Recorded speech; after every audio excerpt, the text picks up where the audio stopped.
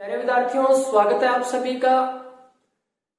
जैसा कि कोरोना महामारी की वजह से विद्यालय में नियमित रूप से कक्षाएं नहीं हो रही हैं, तो अक्सर बच्चों के मन में यह प्रश्न बना रहता है कि अब की बार जो पेपर होगा उसमें किस तरह के क्वेश्चन आएंगे, कितने क्वेश्चन आएंगे, कितने समय के लिए क्वेश्चन होंगे। तो प्यारे बच्चों, ये जो क्वेश्चन है वो बोर्ड की कक्षाओं में पढ़ रहे विद्यार्थियों के लिए और भी ज्यादा महत्वपूर्ण हो जाता है और उनको अक्सर ये प्रश्न परेशान करते हैं। तो यहाँ पे हम आपको बता देते हैं कि बोर्ड ने क्वेश्चन पेपर का जो डिजाइन है वो जारी कर दिया है।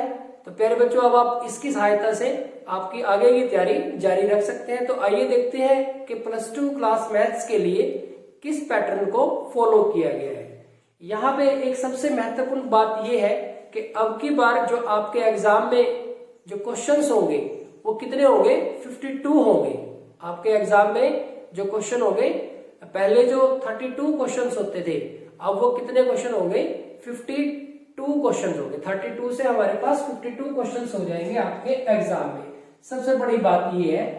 बाकी जो टोटल मार्क्स है वो 80 ही रहेंगे, पहले भी यही थे। और टाइम भी हमारे पास 2 आवर और 30 मिनट्स, 2 घंटे 30 मिनट का समय आपको रहेगा। तो प्यारे बच्चों, अब ये जो 52 जो क्वेश्चंस होंगे आपके एग्जाम में, उसमें किस तरह के कितने क्वेश्चन आएंगे अब ये देखते हैं। तो ये एक बेहद महत्वपूर्ण है। तो आपका जो एग्जाम है, जो आपका क्वेश्चन पेपर है, उसमें 4 तरह के क्वेश्चन आपको मिलेंगे। एक है ऑब्जेक्टिव टाइप, जो 1-1 अंक के होंगे। वेरी शॉर्ट आंसर 2-2 अंक के लिए, शॉर्ट आंसर 4 अंक के लिए, और ऐसे टाइप या लॉन्ग आंसर वो 6 अंक के लिए। तो इस तरह से 4 टाइप के आपको क्वेश्चन मिलेंगे। तो प्यारे बच्चों, जो क्वेश्चन है, क्वेश्चन पेपर है, उसको आसान बनाने के लिए, थोड़ा आसान रहे, स्टूडेंट को ज्यादा दिक्कत ना हो, तो उसके लिए क्या किया, अब की बार जो ऑब्जेक्टिव टाइप क्वेश्चंस है वो आपके 40 क्वेश्चंस आएंगे एग्जाम में। तो ये एक बहुत बड़ी बात है कि आपके एग्जाम में 40 क्वेश्चन ऑब्जेक्टिव टाइप होंगे। तो ऑब्जेक्टिव टाइप 40 क्वेश्चन यानी कि 40 मार्क्स के लिए हो जाएंगे आपके पास।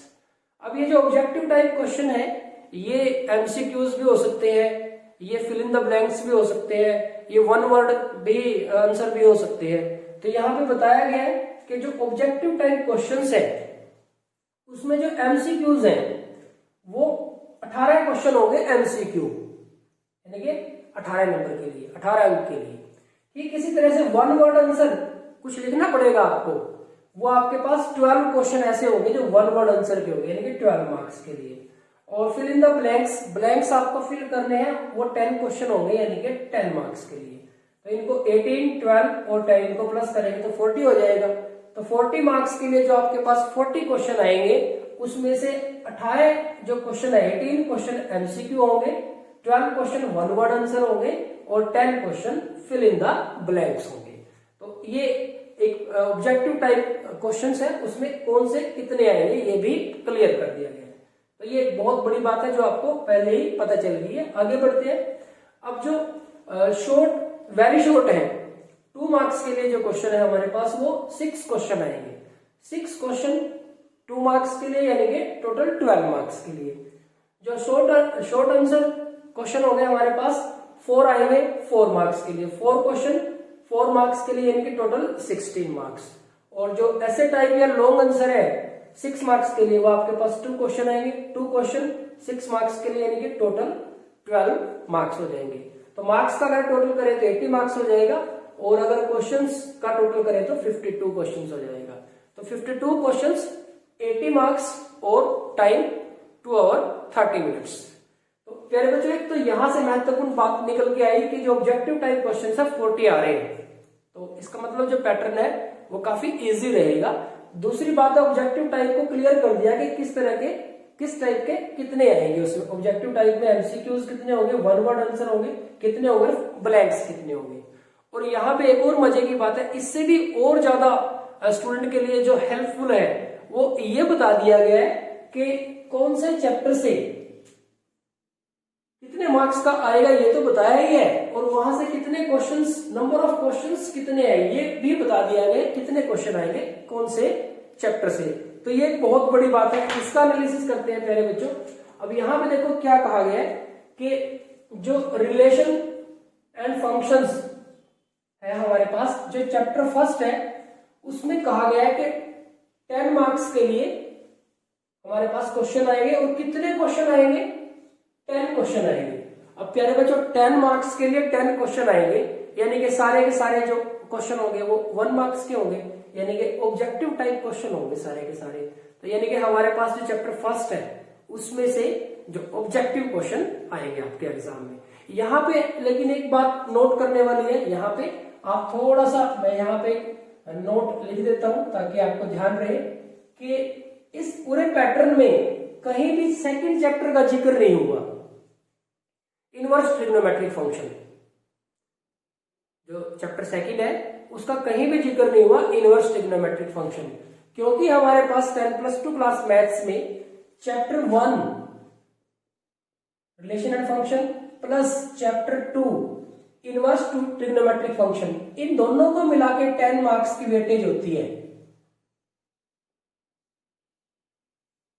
इन दोनों को 10 मिलाकर 10 मार्क्स की वेटेज होती है। तो यहाँ पे शायद कुछ मिसप्रिंट हो सकता है उससे, कि कुछ मिसप्रिंट हो गया हो या वो लिखना भूल गया हो कि चैप्टर फर्स्ट और चैप्टर सेकंड दोनों को मिला के, क्योंकि दोनों को मिला के वेटेज 10 मार्क्स की होती है और चैप्टर सेकंड हमारा सिलेबस से डिलीट भी नहीं किया गया। इसका मतलब यहाँ पे कुछ थोड़ी प्रॉब्लम है। पहले बच्चों जैसे ही क्लैरिफाई होती है तो उसके बारे में भी आपको बता दिया जाएगा। तो फिलहाल मेरा ये सुझाव रहेगा कि आप इसको ऐसे माने कि यहाँ पे वो फंक्शंस के अंदर वो ना इनवर्स ट्रिग्नोमेट्रिक फंक्शन है, जो हमारा चैप्टर सेकंड का नाम है इनवर्स ट्रिग्नोमेट्रिक फंक्शंस, तो वो उसने इसके अंदर इंक्लूड, फंक्शंस के अंदर इंक्लूड कर दिया है।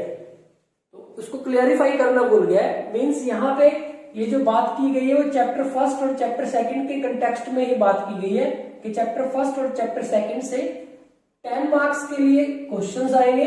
और कितने क्वेश्चन आएंगे?